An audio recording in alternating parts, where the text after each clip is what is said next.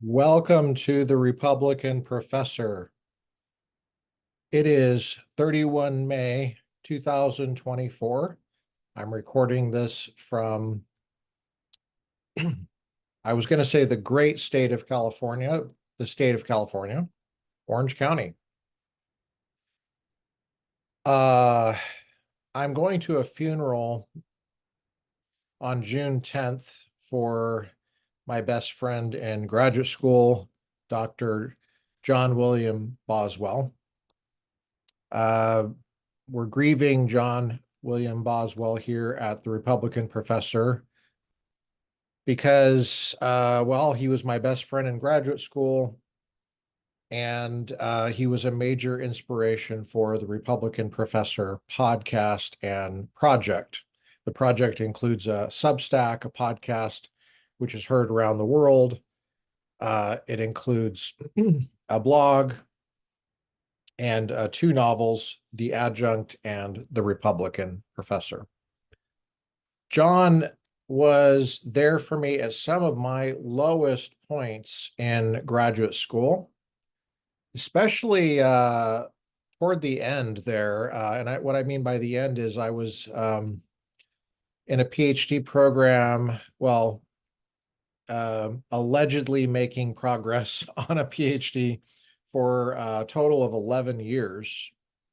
Some of that was a leave of absence. Some of it was very difficult because I was teaching, and only when my teaching let up through really no fault of my own, just through lack of enrollment, was I able to continue.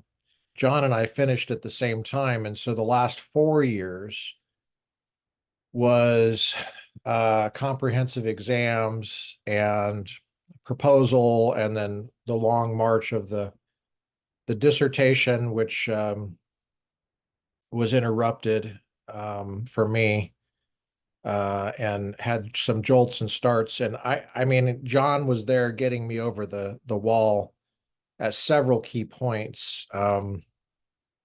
John was a war hero. He was retired Special Forces Delta operator. He was awarded the Silver Star in the battle that Black Hawk Down was based upon, and he was a man's man, but he was very gentle. He went to college after his Army and contractor experience, having put down bad guys for a long time. He had great stories about going through his undergraduate at the University of Denver and sitting in classes where they might have been discussing something about the Cold War, and John would share with the class what it was like being stationed in West Germany and looking at the Iron Curtain, where the guns were pointed toward the inside. They were pointed toward East Germany. He and I were both anti-communists, very concerned about the socialist threat, as he wrote about under a pen name, Spencer Roane. He and I did not see eye to eye on everything. I would have never written under the pen name Spencer Roane. I would have chosen the pen name John Marshall or something like that, if you know that debate. So we were on different sides of certain things, but we were both anti-communist and very deeply concerned about the socialist threat. We were very concerned about what we both saw as contributing to it, which is that we have a bunch of goons running higher education, and they're grade inflators. And so we're graduating citizens that don't know how to think critically. They're not aware of how to evaluate their own biases, and they certainly have a hard time correcting for them. They don't read. They think that libraries are a joke. They're stuck with their faces on their phones. John carried a flip phone. He wore jeans. He didn't wear tactical pants or attire. I once asked him if he had it because I was in the middle of concealed carry uh, debates and activism here in SoCal.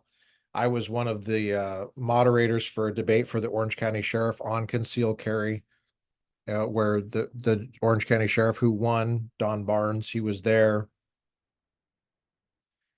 A lot of my friends had concealed carry permits and carried. But so I asked John if he did, and he said no. He carried a gun for years, for decades in the Army, and he said he was done with that.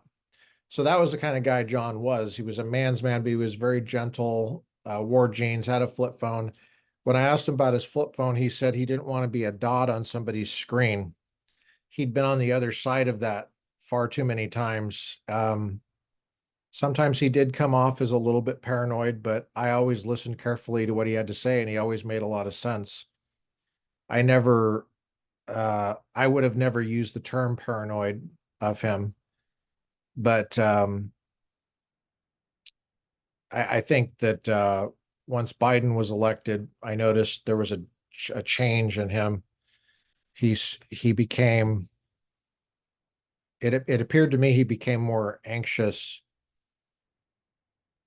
and for good reason. Um, he thought that the country was in real trouble. And right around the pullout of Afghanistan, we lost contact. And I, you know what, I just assumed because we talked about these kinds of things, I just assumed he might be just crazy enough to go back over there and with some retired people try to get some people out that the Democrats in charge of the United States had left over there. And I didn't, I knew that if that was the case, there's no way I could talk about it on any kind of electronic device with him. And so I just have to wait until he regained contact with me somehow. Well, I never heard back from him. I texted him on Veterans Day. He was usually the one that texted me on Veterans Day. That's the kind of guy he was. Um, but it appears he may have taken his own life last year, and I've just found out about it a month and a half ago from his wife. And I'm going to go to the funeral, so I'll tell you maybe more about that if that's true. I don't know.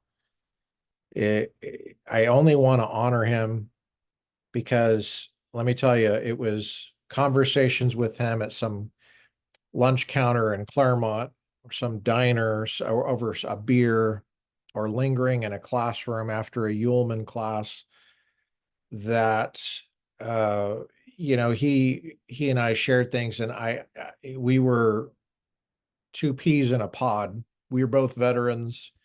I had had a top secret clearance since I was 19. I had done some special operations, special projects, that kind of a thing. And so we were able to connect on some like recon stuff, surveillance stuff, security issues, just generally. And we also just had a love for America. And we were both older. We both knew that we would never be hired by the goons in charge of higher education, the great inflators, the socialists, the people that want to pretend they want to redefine words every 5 minutes, the Heraclitean um, tattoo artists. It, it, we were both concerned about the same things. He wrote a dissertation that was quite a powerful attempt to help America save herself from herself. And that's in Claremont Special Collections. Um, there were several times where I was not sure. I never felt like quitting, but there were several times where I wondered how I was going to be able to continue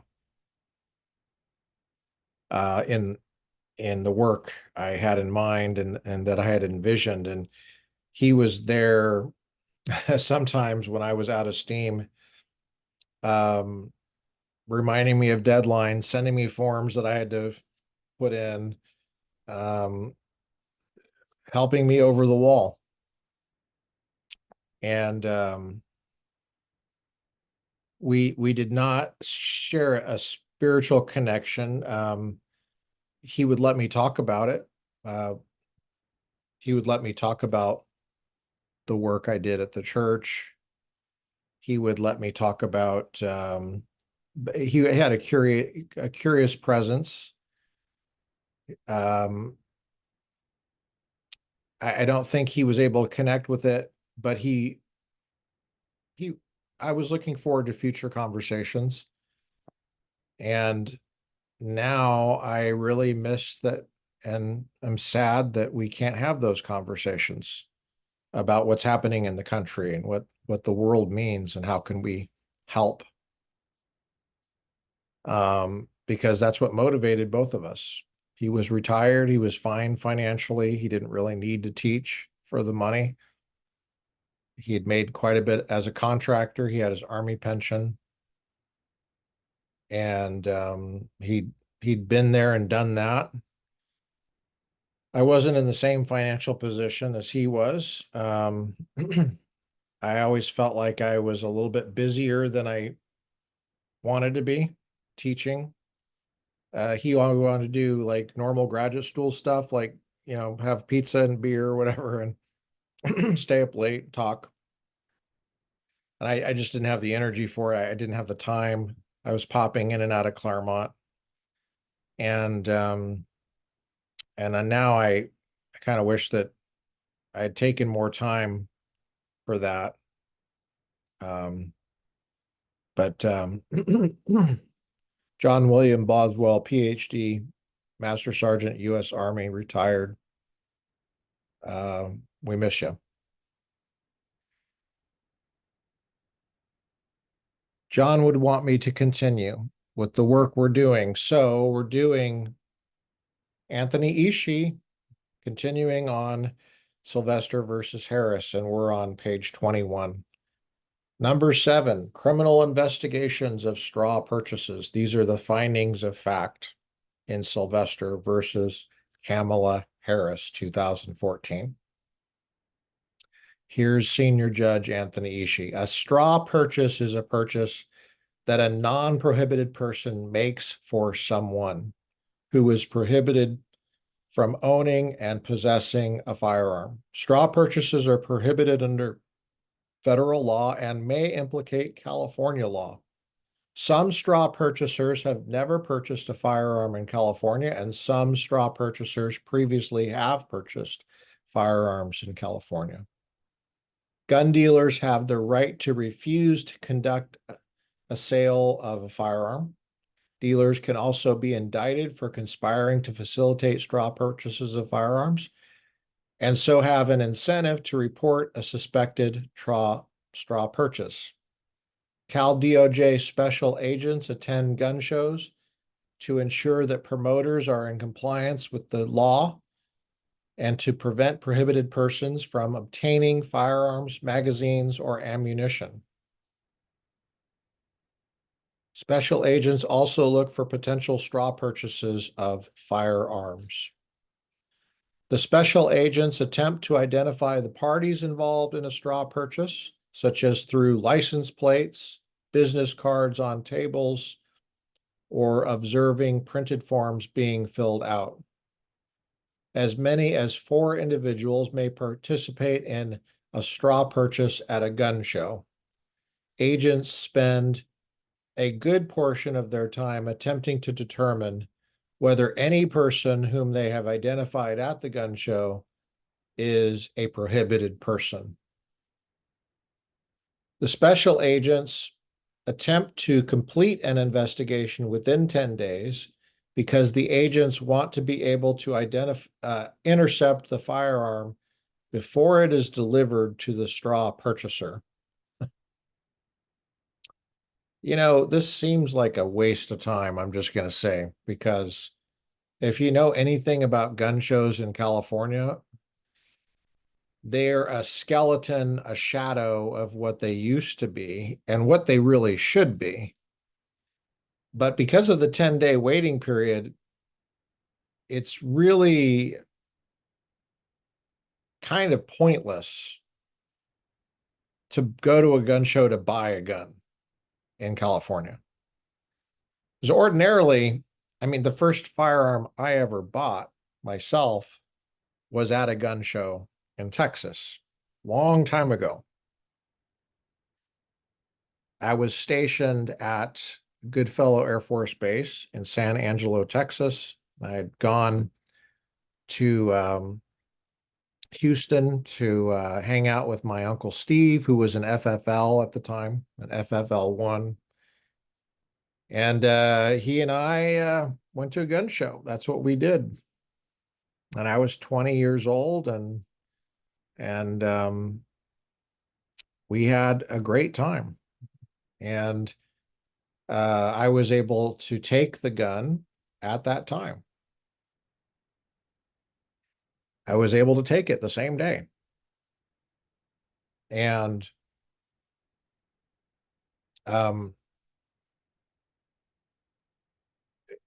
in California, you have a 10-day waiting period. So it's like, what's the point of going to a gun show? Because you have to be local enough to go pick it up after 10 days.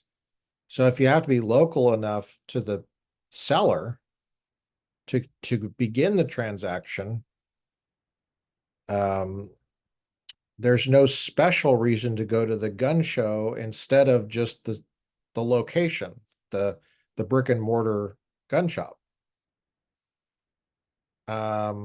Whereas gun shows in other states, you see things maybe or deals that you don't normally see, and you take the firearm with you when you leave the gun show. That's the whole point of going, is because the sellers there might be from a different part of the state. Like, if we didn't have the 15-day, the 10-day waiting period in California, a gun seller from Northern California could come to Southern California, offer special deals that would be enticing. And I wouldn't have to worry about going way up there, 10-hour drive to go pick it up after 10 days. So the 10-day waiting period restricts everyone to their locality and a huge state like California, that's a big deal. It's really a restriction on commerce designed to kill the firearms industry here in California. So Ishii is giving you these findings of fact under criminal investigations of straw purchasers. But that's my commentary on the pointlessness of these special agents doing this. I mean, it's really a waste of taxpayer money. So the special agents attempt to complete an investigation within 10 days. Because the nature of the investigation, how are you going to possibly do this? Were you just scanning license plates in the parking lot? These are huge parking lots. And then, if you get a hit for a criminal, I mean, that would take forever. It's just weird. There's nothing specific about a gun show that makes it more vulnerable to straw purchasing. You have to do the same. You have to go through the same process. Doesn't matter if you're indoors or outdoors.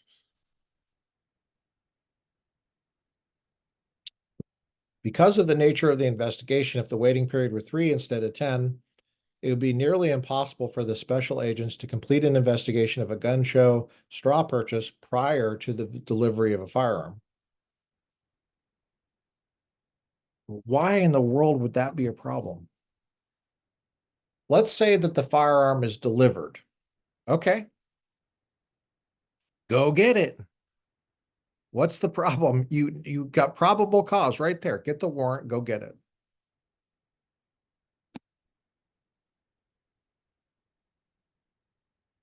then you might even be able to arrest the people that sold it to them. What I don't see the problem. Why do you need 10 days? Sorry, Anthony Ishii.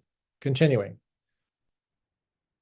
The special agents prefer to intercept a firearm before the firearm is transferred from the straw buyer to the prohibited person. They prefer.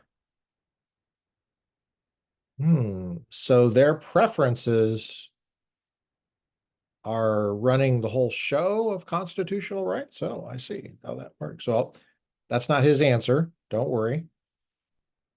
Why? Because it keeps the firearm off the street and out of trouble. Well, I want you to consider the following. A prohibited person may well want that firearm for lawful purposes, not on the street at all. In fact, if it is on the street, it makes it a lot easier for the police to get it off the street because it's on the street. And if it's being used for self-defense of the home, it wouldn't be on the street. If it's used for self-defense, look at a dissent that Amy Comey Barrett did when she was on the Seventh Circuit called Cantor versus Barr. She says that the Second Amendment protects prohibited people who want to protect themselves too, as long as they're not violent. So if you committed mail fraud, I think this guy committed mail fraud in that case. He has a constitutional right to protect himself too. So the assumption that the firearm would still be used for unlawful purposes is really odd, and it's not quite justified. There are other ways in which the special agents become aware of straw purchasers besides observations at gun shows. And I'm still stuck at that. Like, what is the observation of a straw purchase? I mean, what does that look like? Do you just look for all the black people or all the Hispanics? That sounds like what it's saying. I mean, what does a straw purchaser look like? You can't tell ahead of time. So how do you just base it on observation? The Bureau of Alcohol, Tobacco, Firearms, and Explosives and the gun show dealers themselves may report suspicious activity, as well as special agents' inspections of a gun dealer's records. Depending on when the information is obtained by the special agent, the 10-day waiting period may aid the special agents in determining whether a transaction is a straw purchase and may help the agents intercept the firearm. However, sometimes the special agents must go retrieve the firearm from the straw purchaser because the firearm has already been delivered. For straw purchases detected through an inspection of a dealer's records, the firearm in question usually will have left the store by 30 to 60 days. There is no evidence concerning how many straw purchase arrests are made, violations determined by the special agents. I would think that there would be not very many at all. There is no evidence that describes what percentage of straw purchase investigations are from gun shows or ATF reports or dealer inspections. However, in approximately 15% of the straw purchase investigations, the weapon was intercepted within the 10-day waiting period. Approximately 85% of straw purchase investigations do not conclude within the 10-day waiting period, and a retrieval of the firearm may then be necessary. The app system, we're on number 8. The Armed and Prohibited Persons System, APPS, is a database that cross-references persons with firearm records in the AFS, typically a DROS record, with those who have a prohibiting conviction or circumstance. The APPS database consults each of the state databases involved in a BFEC and MHFPS databases. However, the apps database is prohibited by law from accessing the NICS system. Apps became active in 2007.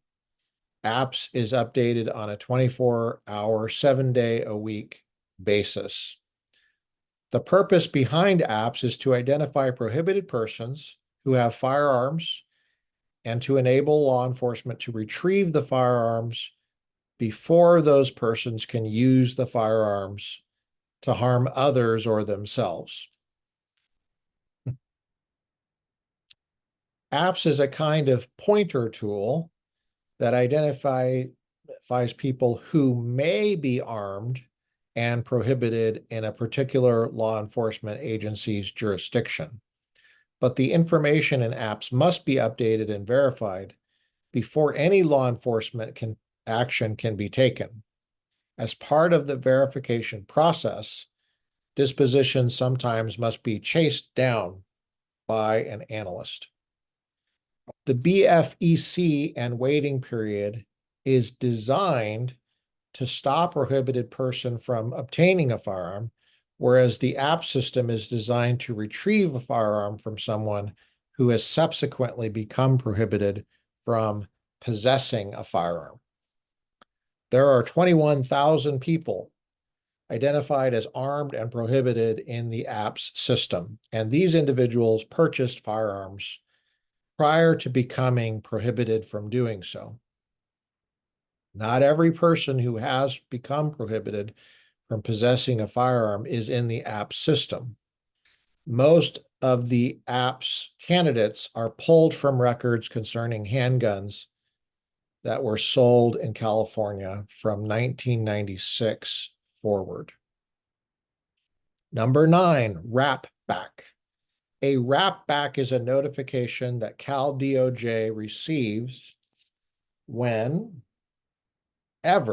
someone with fingerprints on file with Cal DOJ is the subject of a criminal justice agency record, e.g., a notification of a subsequent arrest record. Wrap back is fingerprint based, which means the match is done by fingerprint. A non-fingerprint based event, such as a mental health hold or restraining order, would not be discovered through wrap back.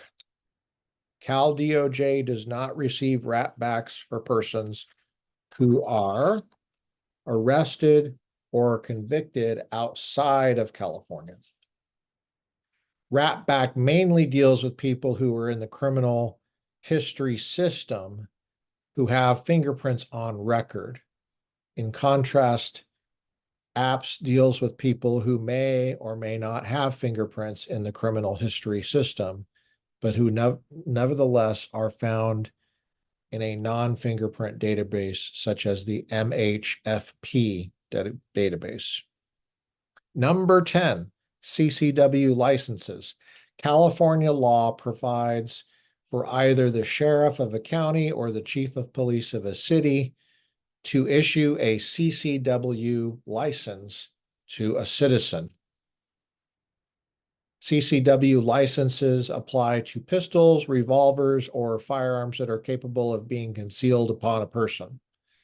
A CCW license allows an individual to carry a concealed firearm in public.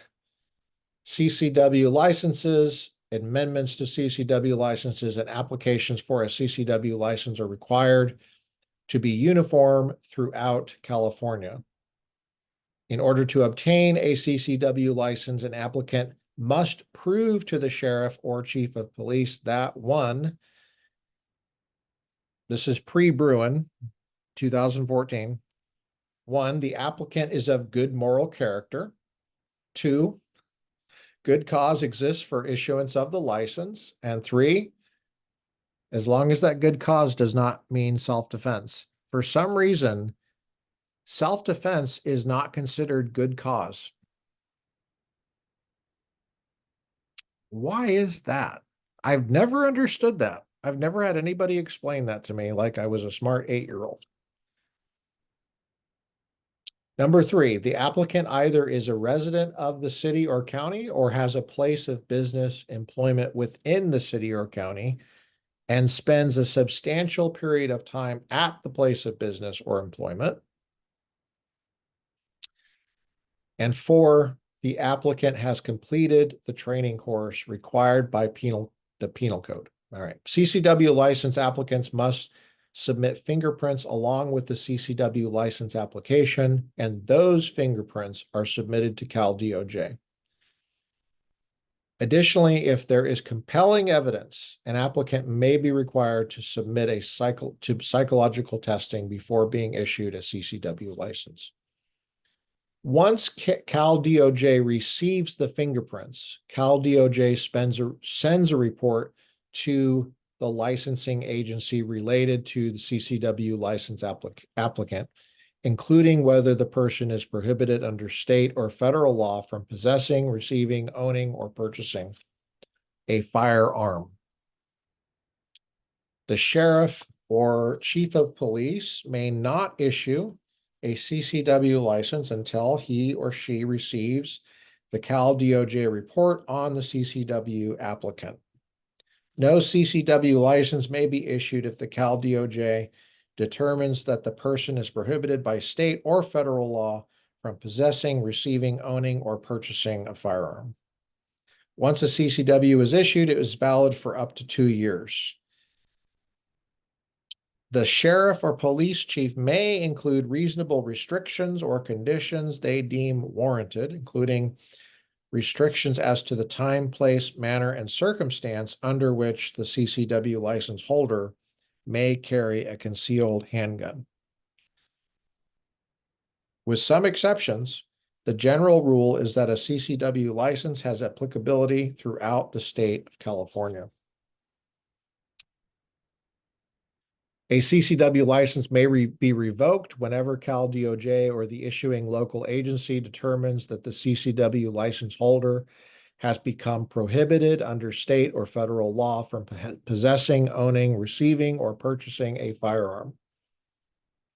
If Cal DOJ determines that a CCW license holder has become prohibited, then Cal DOJ is required to contact the local agency that issued the CCW license. If the local agency revokes a CCW license, that local agency must notify Cal DOJ.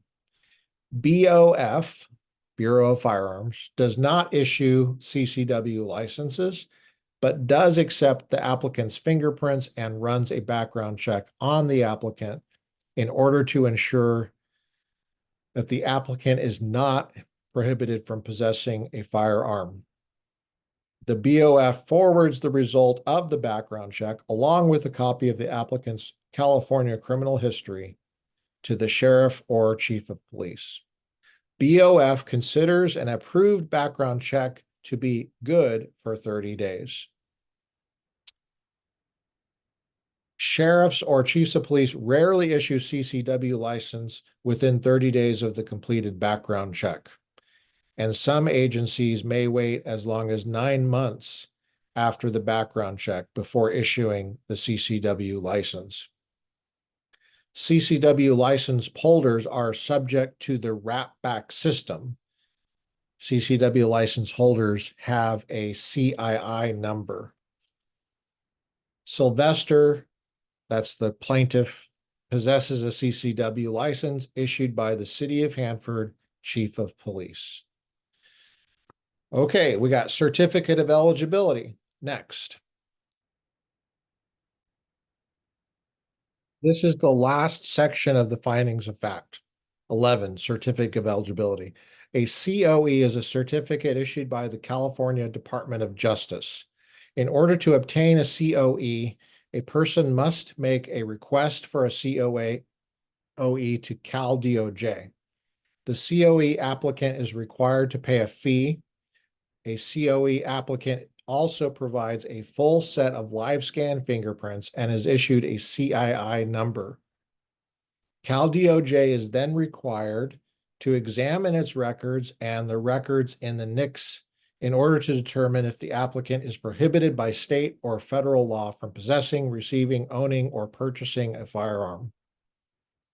If a person passes the background check, pays the filing fees, and submits the fingerprints, then Cal DOJ is required to issue the COE. A COE is valid for 1 year. COEs may be renewed on a yearly basis by paying a fee. Prior to the expiration of the COE, the holder submits a renewal form, attests to the accuracy of the date in the renewal form, and pays a fee. A COE is one component requirement for several exceptions to the 10-day waiting period and for other firearms-related activities. For example, consultant evaluators who are exempt from the 10-day waiting period are required to have a COE. Along with a federal license, a COE is required for certain transfers of curio and relic firearms and for the curio and relic firearm exception to the 10-day waiting period.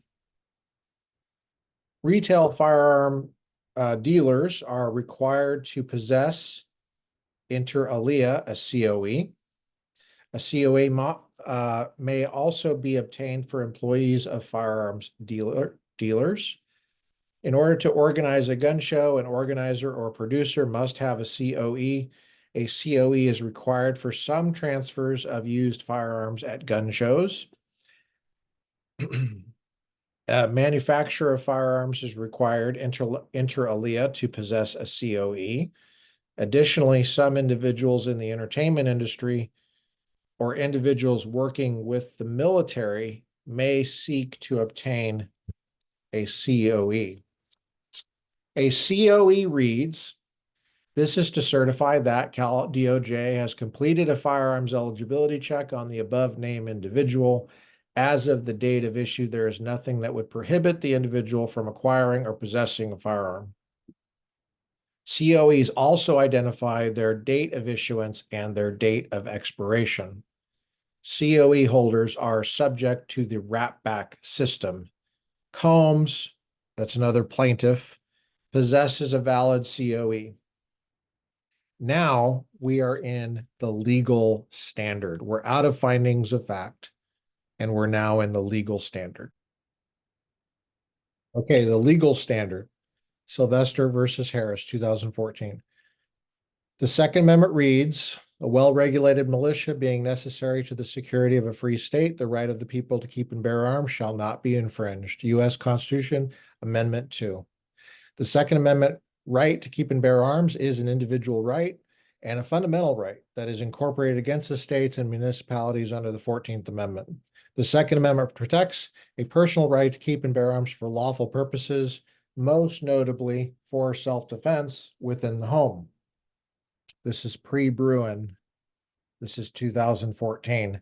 Bruen was the major case, 6-3, Republicans on one side, that said that the word bear in the Second Amendment also needs to be taken seriously, just as seriously as keep. And the keep is for the home, the bear is for the home and in public. However, the Second Amendment's protection is not unlimited. He's got to say that as a Democrat. He's a Democrat. He's got to go right to that, Oh, it's not unlimited. And long-standing regulatory measures such as prohibitions on the possession of firearms by felons and the mentally ill, or laws prohibiting the carrying of firearms in sensitive places such as schools and government buildings, or laws imposing conditions and qualifications on commercial sale of arms are presumptively lawful. The Ninth Circuit has adopted a two-step Second Amendment framework. Recall that Bruen said that's one step too many. FYI. But back then, 2014, Ishii was saying, okay, we're going to roll with this two-step framework. One, the courts ask whether the challenge law burdens conduct protected by the Second Amendment, and two, if so, the court determines whether the law meets the appropriate level of scrutiny. Under first step, courts must determine whether the challenge law burdens conduct protected by the Second Amendment based on a historical understanding of the scope of the Second Amendment right, or whether the challenge law falls within a well-defined, narrowly limited category of prohibitions that have been historically unprotected. This is accomplished by asking whether the regulation is one of the presumptively lawful regulatory measures identified in Heller. By the way, that was in Heller's dicta, okay? It wasn't part of the holding. It was in Heller's dicta. And I really love the way that Catherine Kimball Mizell, judge in the post office case we covered a couple months ago, bearing arms in post offices. I really like how she pointed that out. It was dicta. And how do you handle dicta? Or whether the record includes persuasive historical evidence establishing that the regulation at issue imposes prohibitions that fall outside of the historical scope of the Second Amendment. In assessing the historical understanding, you see how this is focused on history? Not all historical or scholarly sources are equal, and courts should focus on scholarly opinions that are consistent with Heller and MacDonald, and on historical sources around the adoption of the Second Amendment, 1791, and at the time near the adoption of the 14th Amendment. That would be 1868. If a law burdens conduct that falls outside of the Second Amendment scope, then the analysis ends and there's no violation. As to the second step, rational basis review is not to be used. Instead, if a law burdens a right within the scope of the Second Amendment, either intermediate or strict scrutiny will be applied. Whether intermediate or strict scrutiny applies depends on one, how close the law comes to the core of the Second Amendment right, and two, the severity of the law's burden on the right. My comment in the margin is, ew. Generally, a regulation that threatens a core Second Amendment right is subject to strict scrutiny, while a less severe regulation that does not encroach on a core Second Amendment right is subject to intermediate scrutiny. The intermediate scrutiny standard requires that, one, that the government's state objective must be significant, substantial, or important, and two, that there is a reasonable fit between the challenge regulation and the government's asserted objective. For there to be a reasonable fit, the regulation must not be substantially broader than necessary to achieve the government's interest. The government cannot rely on mere speculation or conjecture. Regulation may not be sustained if it provides only ineffective or remote support for the government's purpose. Rather, there must be an indication that the regulation will alleviate the asserted harms to a material degree. If that sounds overly vague to you, you're not alone. Bruin said, yeah, that doesn't apply to the Second Amendment anymore. And it really should never have. All right, conclusions of law. Burden on the Second Amendment. When the 10-day waiting periods apply, they prohibit every person who purchases a firearm from taking possession of the firearm for a minimum of 10 days. One cannot exercise the right to keep and bear arms without actually possessing a firearm. The purchased firearm cannot be used by the purchaser for any purpose for at least 10 days. Also, in some cases, due to additional costs and disruption to schedules, the 10-day waiting period may cause individuals to forego the opportunity to purchase a firearm and thereby forego the exercise of their Second Amendment right to keep and bear arms. Therefore, the 10-day waiting period burdens the Second Amendment right to keep and bear arms. It is defendant's burden. This is key. This is why he's right. He's right. Judge Ishii, a Democrat appointed by Clinton, said it is the defendant's burden. It is the government's burden. It's Kamala Harris' burden. Remember, this is Silvester versus Harris. 41, Federal Supplement, third series, page 927, 2014. This is the District Court, U.S. District Court, Central California. It is the defendant's burden to show that the 10-day waiting period either falls outside the scope of the Second Amendment protections as historically understood or fits within one of the several categories of longstanding regulations that are presumptively lawful. Defendant has not met her burden. Democrat to Democrat, Ishii is saying, you have not met that burden, Kamala. First, in terms of the relevant historical understandings, defendant has not established that the waiting period laws were understood to be outside the protection of the Second Amendment. The defendant has cited no statutes or regulations around 1791 or 1868 that imposed waiting periods between the time of purchase and the time of delivery, nor has defendant cited historical materials or books that discuss waiting periods or attitudes toward waiting periods between 1791 and 1868. There is no evidence to suggest that waiting periods imposed by the government would have been accepted and understood to be permissible under the Second Amendment. Second, in terms of Heller's longstanding presumptively lawful regulations, defendant has not established that the 10-day waiting period is a presumptively lawful, longstanding regulatory measure that imposes a condition and qualification on the commercial sale of a firearm. Such commercial regulations have been recognized as presumptively lawful by the Supreme Court.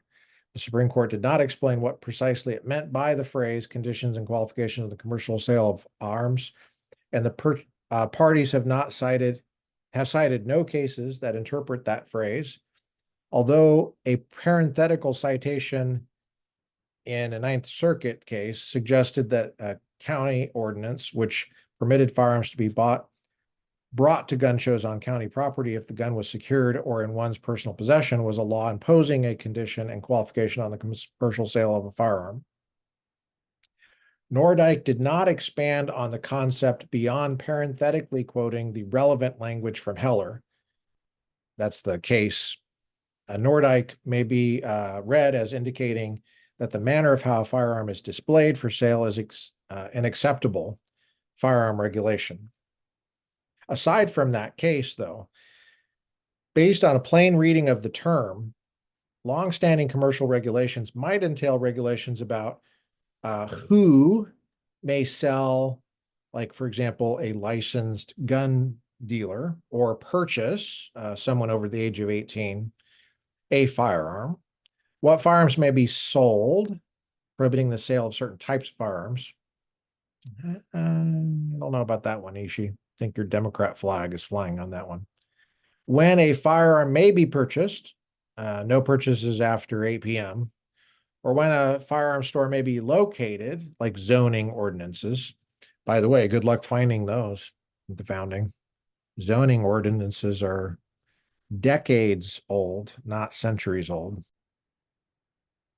In comparison to Nordyke and a plain reading of Heller's language, it's not clear to the court that a 10-day waiting period would qualify as a commercial regulation. Defendant cites no comparable commercial laws that apply to other goods that require an individual to wait around 10 days before completing a purchase. The court is not satisfied that the defendant has shown that the 10-day waiting period is one of Heller's envisioned conditions and qualifications of a commercial sale. Moreover, defendant has not established that the waiting period is sufficiently long-standing to be entitled to a presumption of lawfulness. Included in the concept of a long-standing and presumptively lawful regulation is that the regulation has long been accepted and is rooted in history. It is true that California has had some form of waiting period since 1923. However, as described above, the court is aware of no waiting period laws in any states during the times around 1791 and 1868. Consistent with these historical periods, currently only 10 states impose a waiting period between the time of purchase and the time of delivery of a firearm. Waiting period laws did not exist near the time of the adoption of the Second and 14th Amendments, and they are not common now. That one state may have had some form of regulation for a significant period of time is insufficient for the court to conclude that the law has been so generally accepted that it is presumptively lawful. Further, the 10-day waiting period at issue was not imposed until 1996. And it was not until 1975 that California began to impose a waiting period that extended to double digits, 15 days. Prior to 1975, the waiting period was 5 days.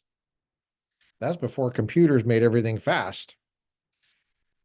The waiting period that was in effect, the longest in California, was a 1-day waiting period between 1923 and 1955 for handguns, and there is an indication that the law was not applied to all transactions.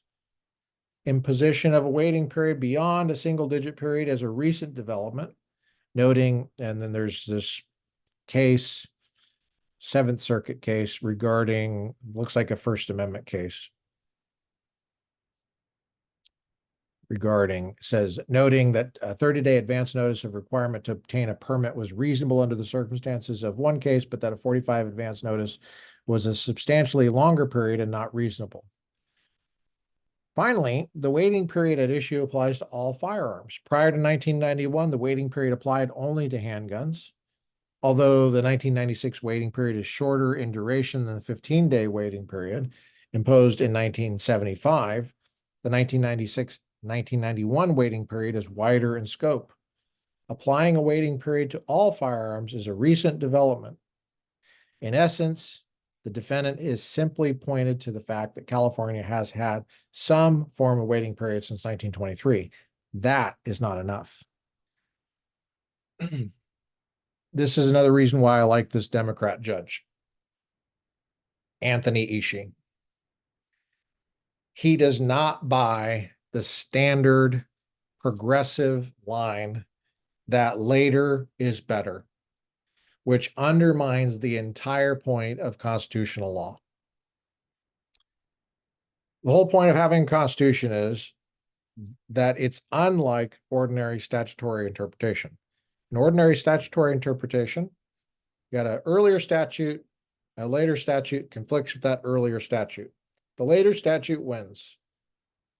In constitutional law, you have constitution that's earlier, and interpretively, hermeneutically, it means what it said and it meant at the time. Later statute comes along, conflicts with that earlier understanding, that earlier meaning, and is inconsistent with that. Both can't go at the same time. The Constitution wins in constitutional law. That's the whole point of having a constitution. So progressives are always, so-called progressives are always going to have a problem with constitutional law.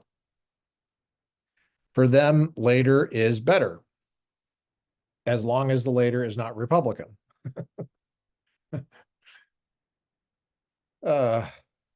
Never enough. Okay. Here we go. We'll do a few more here. The 10-day waiting period burdens Second Amendment rights of the plaintiffs. That's all. I mean, he went through all that just to say, yeah, there's a problem here. 2, level of scrutiny. Defendants contend the intermediate scrutiny applies to this case. Plaintiffs contend that the court may utilize intermediate scrutiny because if laws do not pass intermediate scrutiny, then they will not pass strict scrutiny. Plaintiff is correct that if the waiting periods do not pass intermediate scrutiny, they will not pass strict scrutiny. Given the parties' focus on intermediate scrutiny and the necessary implication if the laws do not pass intermediate scrutiny, the court need not decide whether strict scrutiny applies. Instead, the court will examine the waiting periods under intermediate scrutiny. And again, I've said this a million times, this is pre-Bruin. These levels of scrutiny do not apply. the way they were applying back then. The two-step approach to interpretation of Second Amendment cases and controversies is one step too many, as Bruin said. And so it's not subject to an interest balancing test by a later involving a later legislative history. The interest balancing was done at the founding and at the adoption of the 14th Amendment. That's when the people did the interest balancing, not later legislators. Governmental interest. Defendant contends that California's important interest in public safety, preventing gun violence, and preventing prohibited individuals from obtaining firearms. Plaintiffs do not dispute that these are important interests. Courts have recognized the state's important public safety interests with respect to various firearms laws. If it is self-evident that public safety is an important government interest. It is also self-evident that preventing people who are prohibited from possessing a firearm from obtaining one is an important interest that goes hand in hand with public safety. Defendant has demonstrated that public safety and keeping firearms out of the hands of prohibited persons are important interests. Reasonable fit. Defendant has identified 3 rationales that it contends are reasonable fits that justify the 10-day waiting period. 1, conducting a background check. 2, providing a cooling off period to prevent impulsive acts of violence. And 3, investigating straw purchases. The court will assess each of these justifications in relation to the 3 as applied groups. Okay. So the gauntlet has been set down. The government here, Kamala Harris, has said it's reasonable because we got 3 reasons. And Ishii is going to say, okay, we got those 3 reasons. Let's see if it's really reasonable as applied to these plaintiffs. Thanks for joining me on the Republican Professor today. And we'll see you for the rest of this case. We're going to finish this. And then we're going to go to, I think we're going to go back to Catherine Kimball Mizell, the judge that overturned the requirement face masks on commercial airlines. Yeah, we're going to go there. We also have an Josh Blackman, who wrote the Essential Free Exercise Clause and the Essential Second Amendment, and we're going to be talking about the lockdowns and the Bill of Rights. We have to talk about that. It's an election year. It's one of the most significant things that happened, and it's still a live issue because it actually happened, and we need to be on record about the abhorrence of that. So thanks for joining us. See you next time.